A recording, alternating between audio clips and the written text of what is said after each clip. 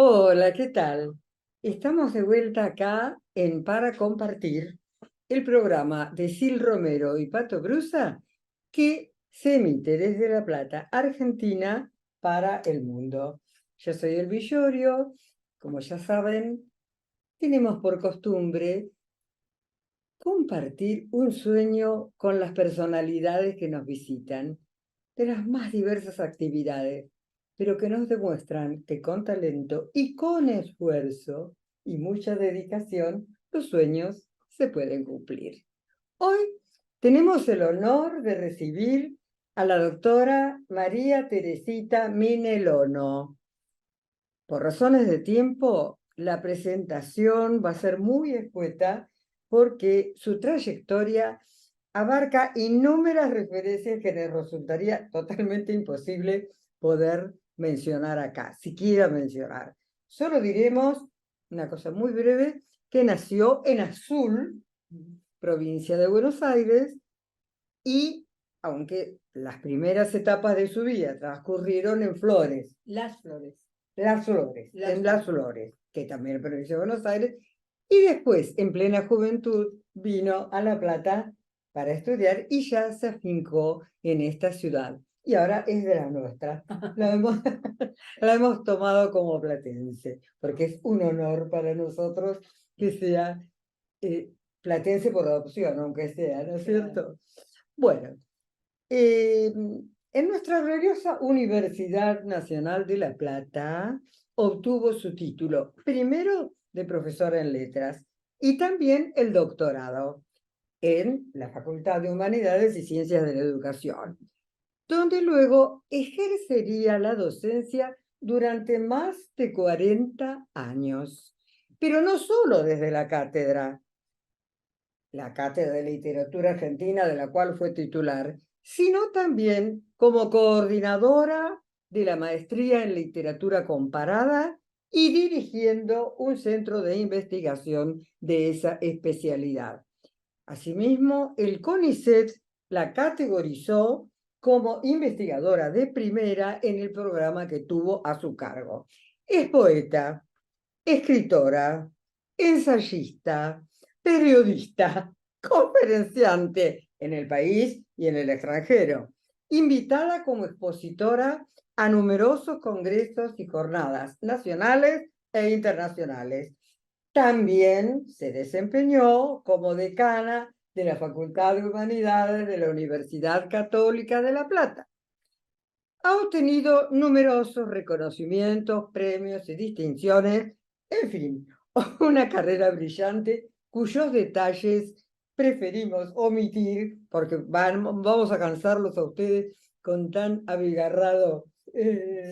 Sí, vamos a ver, porque lo verdaderamente importante es que la escuchemos a ella. Bienvenida, Marita. Bueno, muchas gracias, Elvira. Yo te agradezco todo lo que has mencionado respecto de mi persona. En realidad, no difiere mucho de muchos docentes investigadores de la Universidad Nacional de La Plata, que para ejercer la cátedra tenemos que hacer investigación, tenemos que hacer publicaciones, tenemos que asistir a congresos del país y del extranjero y formar gente, formar equipos de investigación. Lo cual para mí fue un placer, ¿no? Hacerlo, lo mismo que dirigir el centro de comparadas. Cuando vos haces una Con referencia, amor. sí, por supuesto, nada se puede hacer si no es así, ¿no? En todos los matices del amor, ¿no? Yo vine a estudiar acá a La Plata a los 17 años. Entonces, a partir de ese momento, yo vine porque escribía primero poesía. Claro. Y tengo que hacer una referencia obligada a mi casa. Es decir, mi papá fue director de cultura ad honorem de infinitos gobiernos, es decir, no era una designación política. Incluso Sí. la biblioteca del pueblo lleva el nombre de él, doctor Pablo Minelono. O sea que yo crecí, es decir, no estoy parafraseando a Borges, en una casa llena de libros. Y además con una libertad muy grande para elegirlos. Qué Por eso cuando bueno. vos me dijiste cómo llamar a este espacio, yo no dije la vida y los libros, dije los libros y la vida, porque un poco los libros fueron también Condicionaron tu vida. Sí, y además en la biblioteca de casa estaban, bueno, todos los libros de papá y de mamá. Papá fue alumno del Colegio Nacional acá y se recibió de veterinario acá, hizo el doctorado acá. Sí. Pero estaban también los libros de mi bisabuelo, por el lado materno, que fue periodista, director del diario El Imparcial en Azul. Yo jugaba de chico con con las letras, con los tipos que todavía tenían tinta vieja. O sea que cuando yo, por ejemplo, he dado clase en humanidades, muchas veces he utilizado los libros de literatura argentina utilizados por mis bisabuelos, estableciendo un diálogo con lo que él había notado, porque a veces ponía opiniones y yo las avalaba o difería de ellas. O sea que en realidad hay mucho de trabajo, pero también mucho de, digamos, de recibir de los demás desde el inicio. Vos sabés, Marita, que yo siempre a los que vienen aquí, las personalidades que nos visitan, siempre le pregunto, ¿cómo nació tu vocación? En tu caso veo que es algo innato. Mira, yo hablaba, no sabía escribir, hablaba en voz alta. Y mamá un día cometió, no sé si el acierto o el error de anotar lo que yo decía. Y después un día me dijo, ¿ves todo esto que vos has dicho acá? Esto es poesía. Bueno, qué inteligente que era tu Esto mamá es un también. libro. Sí, era inteligente. Bueno, pero me inhibí totalmente, ¿no? Ahora, yo no estoy muy de acuerdo con las precocidades en el arte, porque suelen ser engañosas para los jóvenes.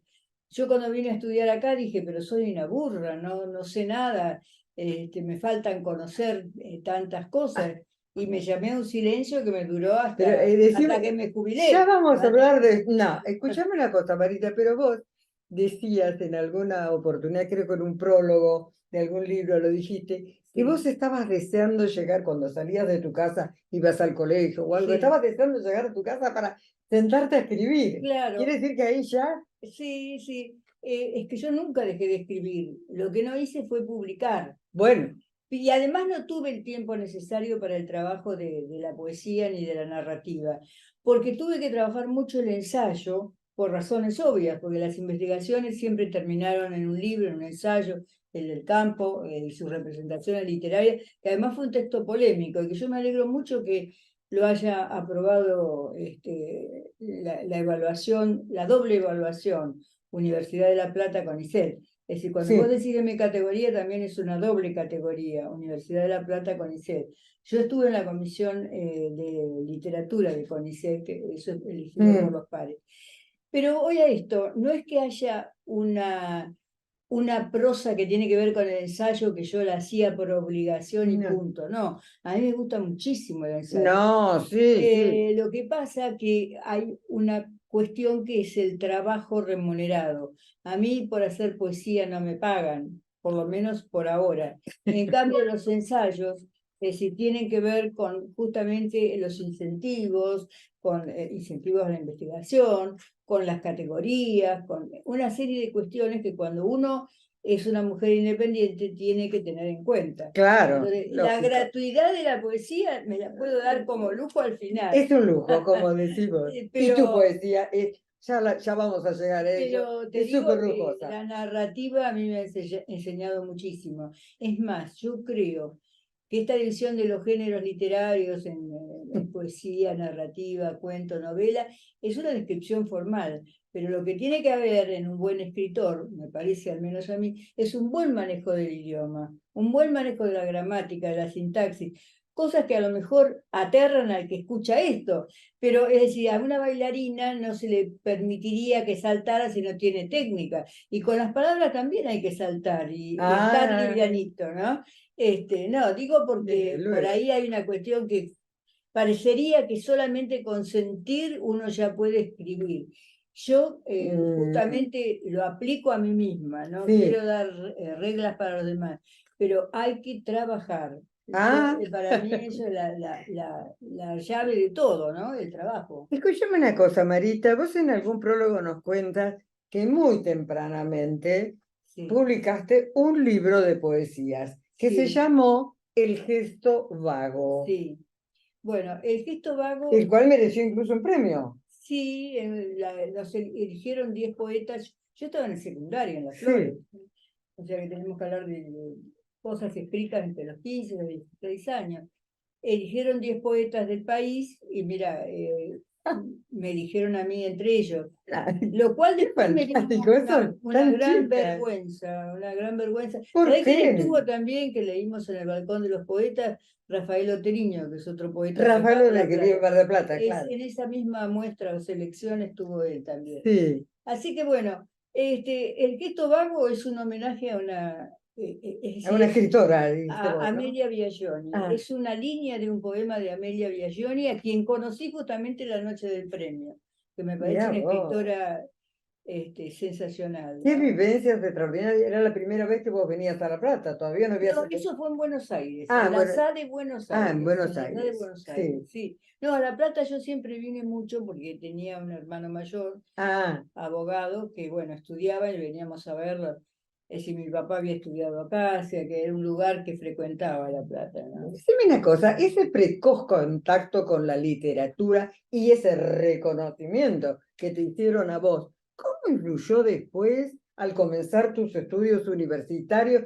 ¿Te pareció que es lo mismo? ¿Te No, sorprendiste pero yo a soy muy ver cómo es? contradictoria y no sé hacerme publicidad. Me pareció que era un desastre que me hubieran premiado, te lo digo sinceramente.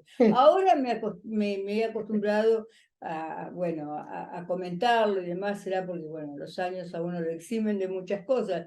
Pero cuando empecé a leer poesía griega, poesía latina, yo decía, pero ¿cómo? ¿Qué es lo que he escrito yo?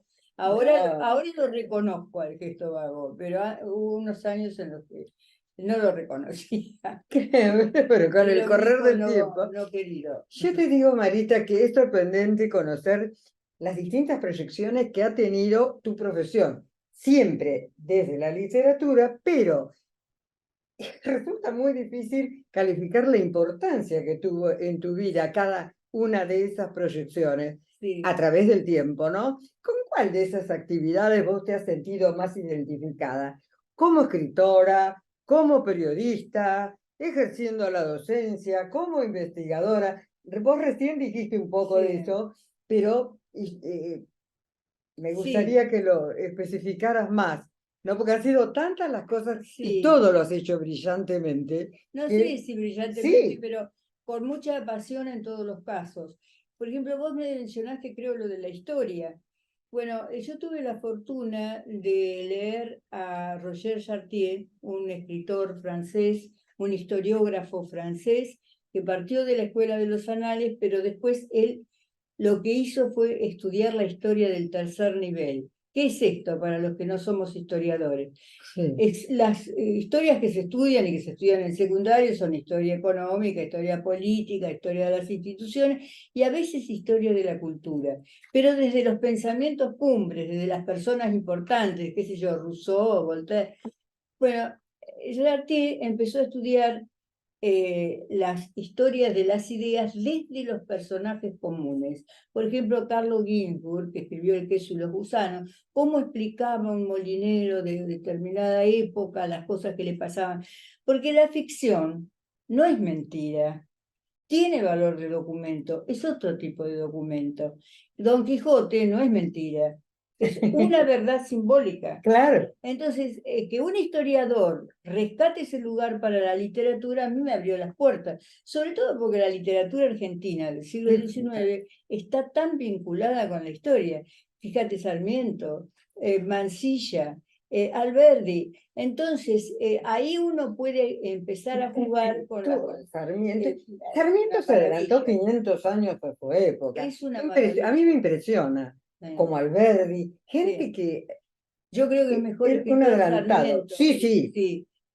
Lo que pasa es que como grupo de la Asociación de Mayo claro. o Generación del 37 eran muy compinches, y aunque tuvieron esa célebre polémica, ¿no?, entre las quillotanas que escribió Alberdi y las 101 que escribió Sarmiento, que se pelearon por el apoyo o no a Urquiza, ¿no? Sí, Fueron sí, muy sí. polémicos los argentinos.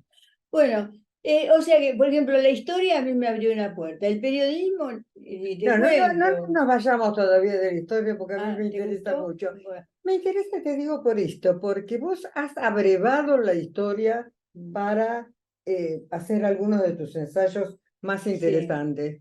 Y yo siempre digo, comentándolo con otras personas, porque yo he seguido, o sabes, desde que te conozco muy de cerca tu carrera, pero me encantó todo lo que haces.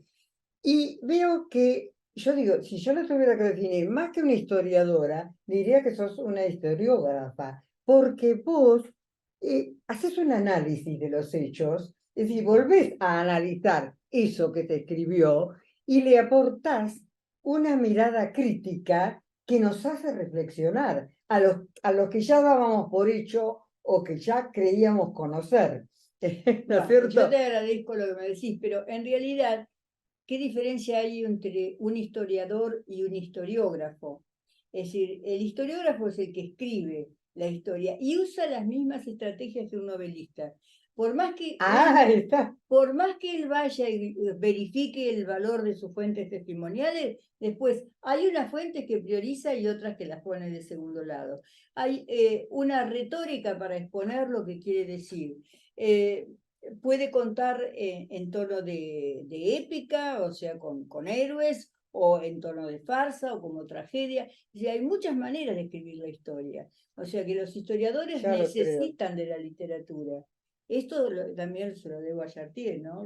Yo le pude hacer una entrevista cuando estuve en Buenos Aires, que me gustó mucho hacerla porque, bueno, que un historiador se dé cuenta de la importancia de la ficción para iluminar zonas de la historia argentina y universal, me parece bárbaro. O sea que, bueno, lo que vos tal vez te referís es un poco al tipo de análisis que hago yo. Claro, porque vos analizás, por ejemplo, Amalia de Jorge Mármol, que es un libro que hemos leído todos desde chicos y todo. Y vos le das una nueva mirada a eso. Y, y al que lee, le provocas una reflexión distinta, ¿no es cierto? Pero eso tiene que ver más que nada con una tarea de análisis literario. Claro, no análisis literario, efectivamente. Lo que pasa es que un texto, si yo me formé en la época del estructuralismo, cuando se decía el título, los personajes, el argumento. Hoy se analizan las mediaciones que hay en el texto, o sea, cómo está influido por el lugar donde se escribió, por la época, por las ideas de quien escribe, por la edad, por la pertenencia. Hay un montón de cosas que uno cuando lee un texto tendría que mirar, ¿no? Eso se enseña en la facultad. Ahora, un lector que no está formado en la facultad, lo mismo las puede encontrar. Y vamos a una prueba para cualquier oyente. El libro que leyeron a los 20 años, si lo leen a los 60, no es el mismo. No, no es el mismo. O sea, esa variabilidad del sentido tiene que ver con esto de las mediaciones, porque están las de que escribe, pero también es las de la persona que lee. Es decir, cuando yo leía, por ejemplo, en esa biblioteca que mencioné al principio, Los Tres Mosqueteros o 20 años después, y qué sé yo, ¿qué seguía a los 12 años? ¿La historia de Francia que estaba ahí? No. Claro. Yo seguía la historia anécdota de los mosqueteros, del amor de la reina de Inglaterra con el duque, de la reina de Francia con el duque de Buckingham, que era lo que me llamaba la atención. Después cuando leí, bueno, reparé en Richelieu, Mazarino, los personajes. Pero, digamos, hay muchas maneras de leer que ponen en juego esto de las... Esto lo decís vos como lectora, pero como escritora también. También, vas cambiando también, tu manera de escribir. Sí, también. Vos lo has notado. Sí, la vida no pasa en vano, ¿no? Las cosas que nos ocurren. Mira, no hay nada que no esté fuera no esté sometido al paso del tiempo, en buena hora, porque si no la inmovilidad sería terrible, en el arte sobre todo, ¿no? Las imágenes, la forma de representar se modifican constantemente, ¿no? Yo te digo, es un tema que a mí, claro, no soy especialista en arte, no es lo mío, pero realmente eso del arte abyecto, todo eso, es algo que me provoca un poquito de rechazo, porque no veo que haya talento en eso. Fue un momento, los decadentes, los decadentes, por Baudelaire, muy bien llamado. Y las flores del mal, pero se llamaban a sí mismos los decadentes. Lo que pasa es que hay una cuestión. Una cosa es Baudelaire, que es un verdadero decadente, y otra cosa somos los imitadores de Baudelaire, que podemos ser patéticos. Porque bueno, las condiciones de la vida de Baudelaire, el momento de la vida de Baudelaire, la necesidad de ir contra ciertas normas rígidas. Acá nosotros no tenemos que ir contra nada porque no tenemos ni normas siquiera ya a esta altura. Sí, vivimos en una Al anomia. contrario, yo a veces estoy con mi nieta y yo digo, ¿qué le tengo que decir sobre tal cosa? Porque en realidad no tengo ideas de las normas que le pueden ser útiles Te a digo, si yo ella. tuviera que dar clases en la facultad como las di en su Sí. momento, ¿qué le enseñas? Lo que dice la Constitución, si no se cumple nada de eso. Bueno, Realmente es terrible. te has metido en una Entonces, zona. ¿qué les enseño? ¿Qué les digo? Y Sí. Sí, sí, sí, tendría ese sí. conflicto. Sí, eso que vos decís de la decadencia también pasa también con la politización de los textos. Una cosa es que Mm, uno tenga ideas políticas, que es necesario que las tenga, y otra cosa es que uno esté al hacer servicio de una política, idea claro. política. Eso, digamos, los textos con el mensaje y con el arte es mucho más que eso. De Es todas mucho maneras, más que eso. está dando una posición política a cualquier escritor, es una Sí, sí, manera de mirar el mundo. sí. Una cosa es la política, la polis en general, la aristotélica, y otra cosa es la política partidaria, No, es otra que cosa, tiene claro. No hay que mezclar un velo el rasante. vuelo rasante que se agota, es decir, uno ya sabe cómo va a terminar la obra, cómo van a ser los personajes, los buenos, los malos. Una vez a mí, y a lo mejor ocasiona un disturbio en tu programa, me No. ponderaron muchísimo que había venido el ballet chino a Buenos Aires.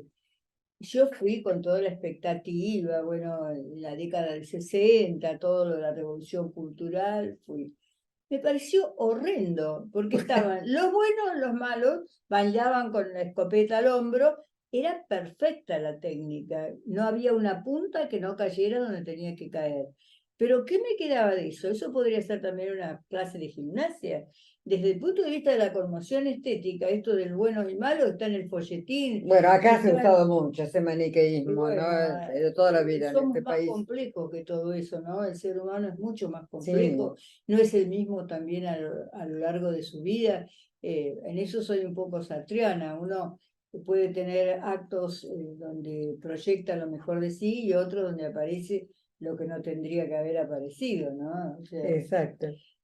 Marita, una cosa que me encantó y que para mí es muy importante en el escritor es los títulos, la forma de titular, porque ese es, el título es el comienzo, ¿no es cierto? Sí, Por ejemplo, vos has escrito ensayos, que ese es otro tema, que vos recién hablabas de sí. los ensayos, que lo hacías por necesidad. Pero yo No, digo, no, por necesidad no. Es decir, bueno, por imposición, era como una pauta bueno, obligatoria por de la eso. facultad, pero a mí me encanta escribir No, ensayos. no, ya sé, pero No me he refiero que además gozado, tenías que hacerlo. sí, pero por ejemplo el del campo no tendría por qué haberlo hecho. Ah, ¿no? A mí me encantó hacerlo porque para mí ahí estaba polemizando con una idea de muchos argentinos que creen que el campo es un par de bridge, una justa y mucho dinero, cuando no saben toda la colonización, la cantidad de gringos, de inmigrantes que trabajaron esta tierra y dejaron allí mucho, ¿no? Entonces, estuvo escrito Se llamaba El campo en sus en representaciones representaciones literarias. literarias. Porque además, ya que estuvimos hablando de los Sí, escritores de Sarmiento y demás, toda la tarea que hicieron Sarmiento y Hernández juntos sí, en hacer las colonias en Chivilcoy y demás, sí, mejorar la hacienda, mejorar la producción sí. lechera, todo eso es como que se olvida. Y la literatura que O se salió del desconoce. campo, los gauchos judíos, la poesía de Pedroni. Es decir, el campo no solo da vacas, también da No, literatura, los cuentos exacto. de Borges. El atardecer parece que está por decirnos algo y nunca termina de decirlo, o Almada y Almanza peleando a cuchillo. Es decir, En hay Santos como, Vega. o Santos Vega, hay como una tilinguería en ese caso, hay que Sí. Bueno, hay sí, un bajar un poco. desconocimiento de las cosas, ¿no? Sí, pero Lamentable. bueno, Pero yo te quería destacar esto, que la persona que escribe ensayo, porque yo escribí sí, muchos años ensayos jurídicos, sí, pues es muy difícil escribir literatura de la otra, poesía, claro, esto, porque es un lenguaje distinto. claro. ¿Mm? Explicarlo es una Una técnica, técnica por eso yo distinta. después tenía que ir a los talleres como el tuyo para desestructurarme de Claro. eso. A ver, contame de esa No, técnica que me parece muy interesante. no, pero ¿sabés qué pasa? Es un problema de práctica. Es decir, la poesía, el cuento, la novela requieren el ensayo, requieren distintas técnicas. Sí, es Tinder. ¿Cómo se consiguen? Leyendo ensayos, escribiendo ensayos, Claro. corrigiendo ensayos. Trabajo, Elvira, pero vos lo haces muy bien. Sí, bueno, pero no, Tenés te quiero mucha, decir mucha que me llamó la ductilidad. atención con qué ductilidad te pasás de un género al otro, Claro, no, ¿no? a veces eso es bueno, a veces, por ejemplo, Borges nunca escribió una novela y yo creo que hizo bien, porque el tipo de pensamiento de Borges, Sí, donde no hay una palabra exacto. de más, donde Sí, hay una exactitud, demasiado bueno, orfebre del lenguaje, en ¿no? una novela te vas por los laterales y yo Ah, creo que eso Borges no lo podía tal hacer. cual. O lo hubiera hecho, pero no con la precisión que manejó los Bueno, él dijo, cuentos. yo no escribí porque no puedo escribir 300 páginas perfectas. Esa es una Lo dijo, ironía ¿no? total, O ¿no? se lo atribuyen a él. No, No pero sé si lo habrá si dicho. lo dijo, merece decirlo, pero puede escribir muchas más, ¿no? Pero bueno, podía escribir más. Decime, la tensión de los opuestos, por ejemplo, es uno de tus ensayos, Las tensiones de y los el otro, opuestos. la distorsión del espejo. Me encantaron esos títulos. Bueno, ahí eso es un trabajo en equipo. Ay, qué Las bueno. tensiones de los opuestos es un proyecto de investigación donde trabajamos justamente con la generación del No 80, me digas. que se la presenta a veces monolítica Sí, y no lo es. Justamente Almafuerte es un hombre del 80. claro, Bueno, y hay un montón de trabajo que yo fíjate que en la tapa pongo el cuidado de que aparezcan los nombres de los que publican, que son claro, toda gente de mi equipo que se formaron conmigo. Lo mismo en la distorsión del espejo, incluso se repiten a veces en uno y otro libro los nombres. Porque bueno, todo el mundo que investiga necesita hacer publicaciones, claro. ahí está lo que vos decías de la necesidad, ¿no? Necesita publicar. Bueno, en la distorsión del espejo, bueno, tocamos un punto que es la mímesis. En la poética lo primero que se habla es que, bueno, el arte es mímesis, es copia, pero bueno, hay una salvedad, hay una distorsión, porque la mirada de uno, es decir, no es neutra. Uno siempre Claro, mira no, desde no un es neutro. sitio. Entonces, Claro, cuando reproduce, distorsiona. Eso les gustó mucho a todos y además los puso muy contentos porque como a mí me gustaba que todos pensaran diferente, claro. había opiniones de las más disímiles.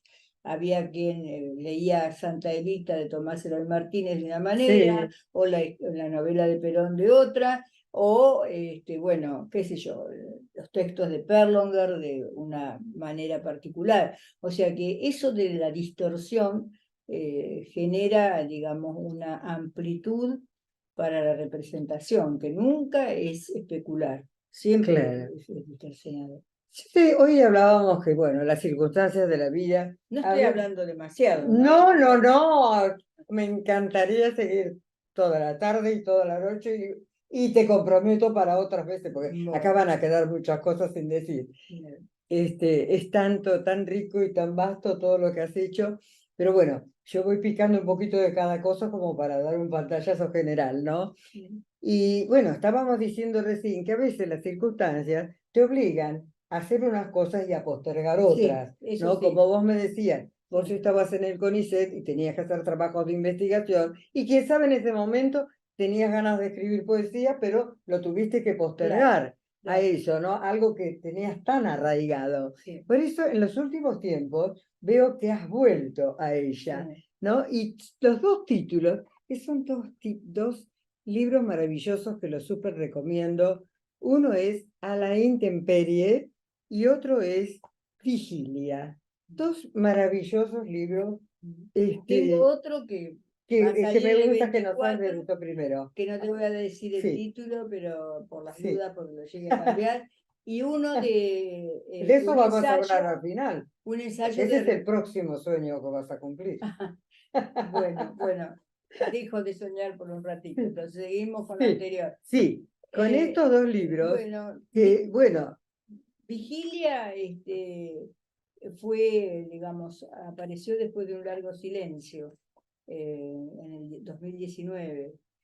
Es un libro que quiero mucho y tiene que ver eso de la vigilia con varios planos connotativos, ¿no? Ay, Es un sí. momento del día, es decir, cuando uno concluye con todo lo que es diurno y empieza ahí en el entresueño a perfilar algunas cosas. También tiene un sentido medio religioso, el de las Sí. lámparas, ¿no? Que hay que preparar las lámparas durante la vigilia. Y bueno, Este libro Vigilia que vos decís que para vos es muy querido, sí, a mí también me impactó muchísimo, sin que tenga mucho que ver mi opinión, yo soy una simple pero pues, lectora nada más. es la Pero, única opinión que vale, la de los bueno, lectores, porque yo puedo hablar mucho y si a los lectores no les gusta, bueno, están en su derecho, no tengo más remedio. y sobre todo me impresionó, que me gustaría que hablaras de eso, uno de los poemas que es a propósito de la composición musical de Oliver Messiaen, el cuarteto del fin de los tiempos. Será porque a mí me impactó muchísimo, mi papá era músico y Claro, él me explicó en qué condiciones fue escrito este maravilloso cuarteto. claro. Y después voy, tomo tu libro, pasado muchos años, y veo eso, lo vi tan... Bueno, a ver, explícanos por qué Bueno, vos... si vos querés que lo lea, no tengo acá los sí, sí, yo, anteojos, los si no lo tengo. leo yo. Bueno, yo voy a tratar de leerlo, Bueno, pero no sé si podré porque estoy sin anteojos. sí, Este, el tema es y tiene que ver un poco con lo que comenzamos a hablar hace un ratito. sí. En peores condiciones no las podría haber escrito Es que a las composiciones. sublimó la humillación, el Estaba en un dolor, el campo de miedo, todo. concentración, en un campo de En un concentración campo de... con instrumentos deteriorados que no afinaban como Mm, debían afinar, y salió ese cuarteto maravilloso que vos, mira, lo relacionás con tu padre. Yo lo relaciono con mi hijo músico, que él vino de Italia con la idea de hacerlo acá con músicos de teatro ¿En argentino serio? y lo hicieron al cuarteto. Eh, eh, yo lo escuché por primera vez tocado por ellos. Molinari tocó, Rossi, Emiliano Turqueta y en el violonchelo, sí, La chica de de Almenades. Almerades, sí. O sea Claro, lo que dieron en el argentino y también en el Teatro de Cámara de Citibel. no, en la Sí, sí, sí, lo dieron iglesia, en el Teatro de Cámara de Citibel. Sí, sí, sí. yo lo vi en el Sagrado Corazón. Puede ser, creo Ah, que también. Sí, también. también, también. Bueno, Sí, voy a sí. ver si lo A puedo leer, ver, si no vos me ayudás. sí, Dice a propósito del cuarteto para el sí. final de los tiempos de Olivier Messiaen. El aletear de pájaros se eleva sobre el silencio helado de la nieve, y la muerte es el sello que anima las plegarias en las trincheras donde sobreviven los ateridos músicos del campo. Una ráfaga verde, otra naranja, el acertijo roza las entrañas de los cuerpos con hambre, mientras repite el péndulo la gota de su licor amargo y se inquietan las voces sorprendidas del nuevo alumbramiento. El arco iris toca los extremos de las alas del ángel. En Stalag, en tierras de Silesia, los barracones se hacen catedrales donde la luz irradia epifanías sobre la tierra yerma. Esto de que los barracones, donde estaban ahí los ateridos músicos del campo de Mm, concentración, que se transforme en epifanía, o sea, en nacimiento, me sí, pareció una respuesta del arte al sufrimiento, al dolor. Porque uno podría haber puesto, ay, tenemos hambre, ay, qué frío sí, hace, ay, no tenemos claro. buenos instrumentos. Ellos componen un cuarteto que realmente ha modificado a mucha gente, su Ah, sensibilidad es una sublimó. maravilla. Bueno, así que así surgió ese poema. Fíjate vos que Perdón dicen, que lo leí mal, pero no, lo no leíste muy tengo bien, anteojos. lo leíste muy bien. Es una cosa que es muy impactante por estas condiciones que vos decís en que Oliver Messiaen hizo esta composición, ¿no? Y hay una interpretación doble, porque dicen que él se inspiró en eso, en Sí, la Biblia. cuando Sí, habla del claro, el Sí, Apocalipsis. sí, Sí, en el Apocalipsis, donde, bueno, San Juan habla de eso y claro, habla de que aparece un ángel que dijo, claro. ha Ese es terminado el el tiempo, tiempo. Sí, ¿no? sí, Ahora, esta frase del ángel, sí. eh, dicen algunos que Oliver Messiaen no la interpretó como la hecatombe y el fin del mundo, sino como que terminaba un tiempo. Y empezaba otro. Exacto. Bueno, por eso yo pongo que se transforma en epifanía, Se ¿no? transforma en epifanía, en nacimiento. Exacto, Mira, me gustaba que lo dijera, me parece que es porque es como, impactante eso, sí, sí, sí, es es un muy lindo poema. impactante. Me alegro que te haya gustado, ¿no? No, Y que realmente, hayas bueno, oído a tu todos me papá. gusta, pero justamente este me impactó, incluso en una de las novelitas que yo escribí, Lo lo mencionaste. incluyo, no, Sí. no, no, no al poema, porque todavía No, su no, poema no lo a la había leído, música. en Claro, la historia, lo hago reunir a Oliver Messiaen claro, con otros músicos, que yo, bueno, claro. porque realmente es una historia impactante, como ¿Qué te decimos, parece? de sublimar el dolor, Claro. todo eso es algo fantástico, ¿no? Bueno, vos como sabés, ya vamos llegando al término un poco de Sí, esto, y en este programa se trata de cumplir un sueño.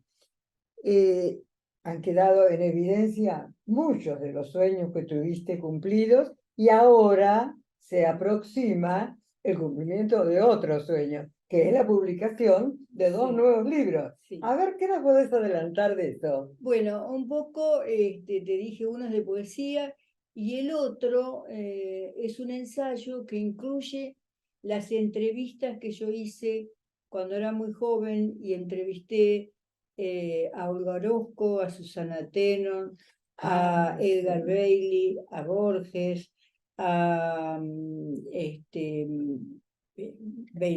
Alfredo Beirabé, a Enrique Armonía Pessoa. Somers. Bueno, pero armonía no la incluyo porque es narradora. Ah, Como son, tengo desgrabadas cintas que suman un total de unas 600 páginas, tamaño oficio. Eso no es pensable como un producto libro, ¿no? Nadie va a ujú. leer un libro así de esas dimensiones, ni ninguna editorial lo va a publicar, además de que sería muy difícil leer un libro en esas Sí, sí, condiciones, ese claro. sostén de papel. Entonces, busqué nada más que los poetas. Y hice un contexto para situar la lectura de esas entrevistas, que no son las entrevistas que uno entrega, digamos, las preguntas, y les da un tiempo para reflexionar a los que tienen que hacerlo, sino que se compusieron en el aire. Es decir, por supuesto que para eso había que conocer a fondo la obra de los autores, sobre todo porque hay autores que son muy celosos de sus textos, de sus obras. Entonces, para mí, cada visita a cada escritor era toda una preparación previa, leer, Sí, conversar. desde luego. Y bueno, quiero E incluso también, vos después hiciste un poema a propósito de cada entrevista, no, no, de algunos, de que me dos, encantó. claro, Que digo, porque, mirá cómo está la poeta dentro siempre, ¿no? Yo ¿sabes no qué quiero decir pasa? poetisa, digo poeta, a Sí, suena propósito. feo, Me- poetisa, mujer medio ridícula, ¿no? Bueno, Bueno, no, te decía que sí, en cada caso, además de la entrevista, que sí, por ahí tiene que ver con el conocimiento, juegan otras cosas interpersonales, a veces importantes, a veces menos importantes. claro. Imagínate entrevistarla a Susana Tenon con su cabeza vendada porque había sido operada de un tumor cerebral, escuchando música de Beethoven, estaba cuando yo llegué, y con fotografías de Iris Scaccelli que ella había sacado y había hecho una exposición. Yo no me esperaba encontrar un estado así Claro, de Susana Teno, porque Enrique Pesoni me te dijo, anda a impactó verla, eso, claro, que le vas a levantar el ánimo, pero yo claro. esperé encontrarla por lo menos sentada, y estaba en la cama, y para mí, a mí me movilizó Sí, muchísimo, sí, porque lógico. en el umbral de irse, y estaba ahí pensando en la poesía próxima, en futuras ediciones, en las traducciones al inglés que le tenían que hacer, y había una figura a un costado que yo creía que era alguien que la cuidaba, y era nada menos que Ana María Barrenechea, la célebre escritora y profesora de acá de la UBA y de, bueno. Sí, Entonces, cada experiencia fue muy enriquecedora para sí, mí. Ahora, voy a publicar nada más que la poesía, como te digo, sí, y espero que sea como un ladrillito, porque de ese periodo, que es del 80 al 90, sí, 85 al 95, por ahí sí. más o menos, este, son los poetas en sus voces, se va a llamar. O sea que Los poetas en sus voces, en en sus sus voces. voces, qué O lindo. sea que los que lean el libro, por ahí son chicos jóvenes, van a encontrar una época y van a encontrar unas voces en las que he tratado de intervenir lo menos posible, o sea, respetar el tono coloquial, no hacer nada solemne, sino que un poco a través de lo que dicen y lo que eligen para decir, los nuevos lectores puedan tener una idea de quiénes fueron, ¿no? Yo confío en que la ¿Para gente va cuándo a ser calculas que muy... saldrá eso? Yo creo que muy pronto, en la primera mitad del año. Ah, qué Sí, buena. sí. Bueno, lo esperamos con Sí, ansiedad. yo también. Y te digo una cosa respecto de sueños cumplidos o no cumplidos. Yo creo que uno tiene que seguir proyectando hasta el minuto cero de su vida. Es decir, por lo menos es un acto de voluntad que uno tiene que tener. Por uno y por los que tiene alrededor. Digamos, no hay que tirar la toalla, hay que Mm, seguir. Aunque a uno le estén ganando por nocaut, ¿viste? Hay que seguir. Yo eso, no sé si cuando pasen los años dejaré de pensarlo así, no, no quiero ser muy autoritaria al respecto, cada cual hace lo que puede. Pero para mí, es decir, no hay sueños cumplidos, hay que seguir formulándolos. eso es lo que justamente, mira, vos me interpretaste muy bien, porque justamente te iba a preguntar, te iba a decir, ¿qué consejo les darías a los que persiguen sus sueños y quieren cumplirlos? Mira, yo consejo Y no esto es lo que tengo decís, autoridad, trabajar. autoridad ninguna para dar consejo, Tenés mucha, toda la pero autoridad, por eso te lo lo que le pregunto. daría como en una conversación de amigos, café de por medio, decirle, labura, así, en italiano. No, en Sí, realidad sí, sí, italiano no es sí, labura, pero bueno, sí, es el lunfardo. sí, Hay que trabajar, y sí, la es lo única único. forma, ¿no? Y sueños cumplidos es como bajar la cortina, hay que seguir. A mí me falta cumplir Muy tantos sueños que bien. tengo que vivir muchísimos años. Bueno, yo quiero agradecerte, pero no sabes cómo la doctora Milenono, más conocida por Marita, su Sí. presencia que hoy honró este programa. Ha sido fantástico y bueno, vamos a tener que seguir porque hay muchas cosas para decir. Y yo te Te agradezco quiero. a vos, Elvira. He conocido mucha gente y nunca he encontrado una persona tan buena y tan luchadora. No, gracias. Te agradezco muchísimo todo lo que me decís. Bueno, Eso es parte de nuestro nos hemos cariño cambiado mutuo, flores. ¿no? Bueno, realmente yo soy la primera agradecida de que me hayas aceptado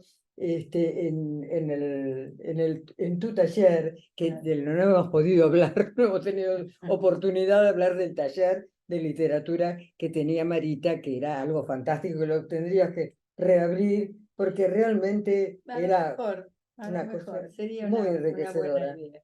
muy enriquecedora. Bueno, y Bueno, ahí la descubrí como eximia maestra. Después fui a la facultad también, a algunos cursos que dio, y realmente me encantó siempre, me enriqueció siempre, me ayudó mucho en bueno, todo. muchas ¿Mm? gracias. No, gracias a vos, querida. Chicos, hasta la próxima. Les agradezco muchísimo los mensajes que me envían y les pido que los cuelguen en la página, porque eso enriquece este diálogo también. Hasta la próxima.